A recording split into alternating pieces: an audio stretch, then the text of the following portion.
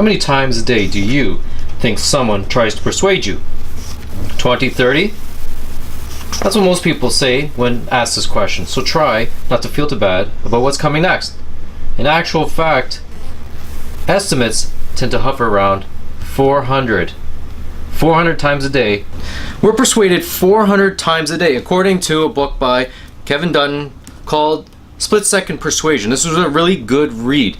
He's a psychologist out of London, I believe, and it's quite a fascinating read about how society itself is largely developed around persuasion. Now, today, I had a bit of an idea where I want to just take a walk around my neighborhood to the major intersection near me, just to see how much influence there is when it comes to health and wellness, and particularly food and beverages. Because you see, we have a bit of an obsession with food and beverages, and it seems to be everywhere. But is it your fault that you can't stop eating a lot of calories? Is it your fault that you're gaining weight? There's an argument that it could be, but I have a different sort of argument, and I'm going to show it and probably and hopefully prove it to you today. Come along for the ride. Well, folks, it's time to kick it old school, so you can feel cool. Give it to me, baby. Baby. Yeah.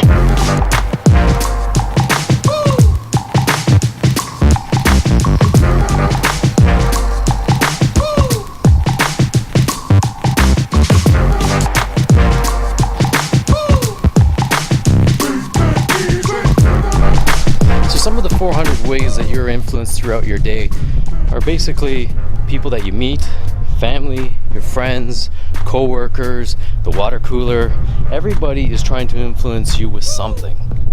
Now, whether it's the drive to work and you're listening on the radio, you hear the commercials, or the TV, you see some commercials while you're watching the news in the morning, getting ready.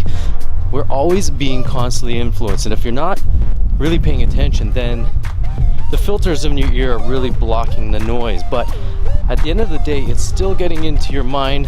The jingles, the commercial music is really getting into your mind. You always really know what song belongs to what commercial without even really paying attention to it. This is the kind of mind hacking that really goes on, especially in the food and beverages, marketing, advertising type businesses. So I'm gonna go around and see what and where this all lies in just one square block of where I live.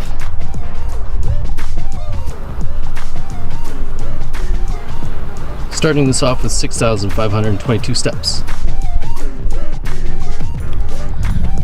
Gonna get a little bit of exercise in while doing this little video project.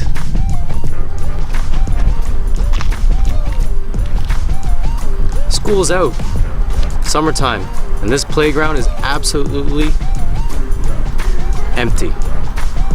Sad. Where are the kids? Why aren't they playing? Why aren't they getting active? I hope they're not inside playing on video games. Get your kids outside. They're really good for the mind and body.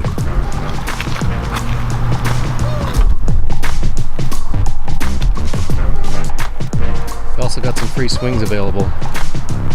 Any takers? Alright. I'm approaching one of the busier intersections near my house.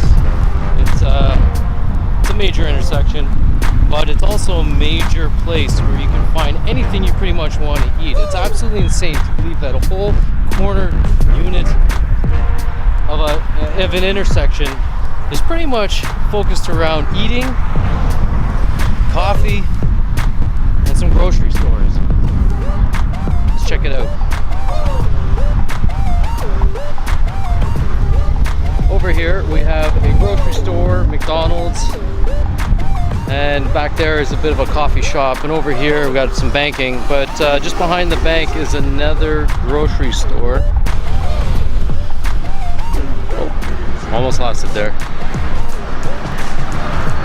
There's the other grocery store over there. I know we gotta eat, and we gotta drink, and we need groceries. Grocery stores are fine. Sometimes it's what's in the grocery stores that actually is harmful to our health. Over there is a good old dentist. These guys are getting rich because we're rotting our teeth out with having so much sugar, not brushing our teeth very well. mainly because the sugar or the bacteria on our teeth feed off the sugar and basically wear down the enamel, which invites cavities to come and makes those guys a lot richer. Here, another restaurant. Here, another restaurant right there. Pizzaville, Quiznos, Dairy Queen, Tim Hortons, all right in this little plaza. Food. Here, 7-Eleven. How do these things even exist anymore? They must sell a hell of a lot of Slurpees. I don't know.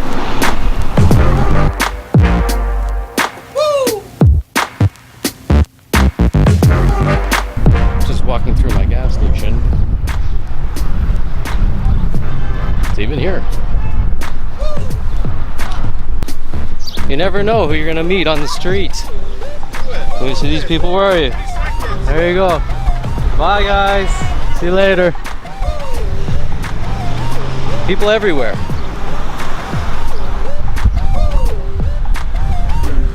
We got more places checking out. Bubble tea, Greek food. More places to eat. There's tons of pizza places in this plaza right here. And of course, we got breakfast place. Another restaurant. Food is everywhere, everywhere, everywhere, everywhere. We don't have a problem. Alright, just approaching another intersection, major block around me. Still walking, still trying to get an idea of how much you're influenced with restaurants, convenience stores. And speaking of this gas station, there's one in here, and there's also behind it a Tim Hortons where you can just easily go through the drive-thrus. Drive-thrus are one of the most used ways of getting food and beverages into us, nice and quick, fast and easy, and we can do all this within the car itself, which, there goes an ambulance, but we're not really burning too many calories sitting in our car while we're stuffing ourselves full of calories. If you really want to really curb weight gain and want to focus on weight loss, first thing you need to do is stop going through drive-thrus. That's my number one tip. Stop going through drive-thrus, save yourself a ton of money, and you will lose some weight in the process. Over here, burger joints, buffalo wings, wild wings, food everywhere. And this is just in one block of myself. Over there, there's a nutrition store, but none of that stuff's good for you. It's not coming from the real source, like fruit, vegetables, meats, fish. A lot of the actual real nutrition is gone in the process. Over here, Mr. Sub, sushi place, Pizza Hut. They're everywhere, everywhere. You keep walking down this one road, there is stuff anywhere you want to eat. Tucked behind there is a Walmart, another grocery store. There's also a Subway behind there, Popeyes, you name it, all the major food corporations, all the franchises, they're everywhere. Here's another plaza. We have a grocery store. And within this plaza we have Pizza, Baskin Robbins, Starbucks, Hero Burger, Japanese place, and a couple burrito places. I don't know how these places actually survive, especially with the high amounts of rent, but are there this many people eating out? Well, recently, a statistic said that millennials are spending all their money, just spending all their money going out 5 to 6 times a week. That's why they don't have any money. They're obsessed with eating out, no time to make food for themselves. That sort of habitual behavior really needs to stop, especially on a financial level, but also on a health level.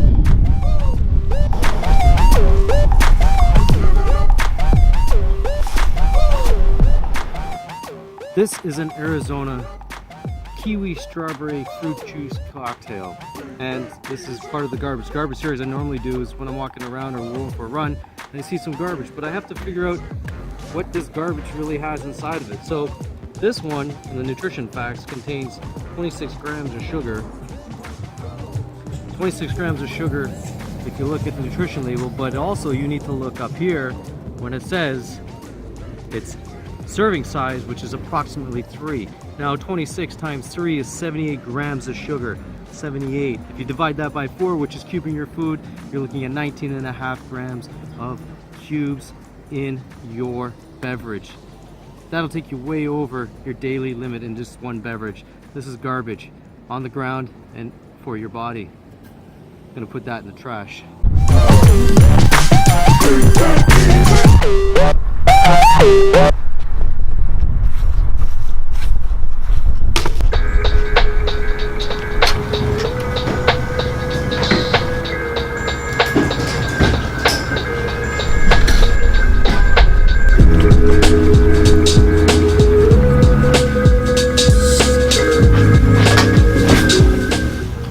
Just got back from a nice walk around the block just to prove how much food and beverages and stores and restaurants and fast food joints and drive-thrus and advertisements are all around us all the time. Now, when I first started off, it was stepwise. I was just over 6, and if we can take a look here, thanks to my Fitbit, it's just over 12,600. So I was able to get 6,000 steps in. So not only on this little assignment, I was able to get 6,000 steps in, but I was able to show you how persuasion is all over the place. And like I said earlier in the video, that persuasion really carries on our society. We are persuaded to buy products that we necessarily don't need and don't really are that beneficial for our health. With that being said, when it comes to persuasion, it's all over the place. Whether it is in the print media, whether it's on the radio, whether it's on the television and commercials, or social media, it is all over the place. It's on your websites that you visit. It starts meta tagging and showing up everywhere on your sites, wherever you go. The same thing keeps showing over and over again. And according to the Heart Stroke Foundation of Canada, children alone are being targeted and marketed to 25 million times a year. So we really need to be more aware, more consciously aware of sort of the amount of persuasion that is in our lives. And as Dutton says, it's over 400 times a day. And if you really think about it, it's probably a lot more than that, just because there's so much access to information today. It's absolutely crazy. So with that thought, if you haven't already, I've started building a new website. It's pretty much all done. Still got to put up a blog, getting that together. But if you have the time, check it out, and maybe subscribe to a newsletter or subscribe to this YouTube channel. Until the next vlog, stay healthy.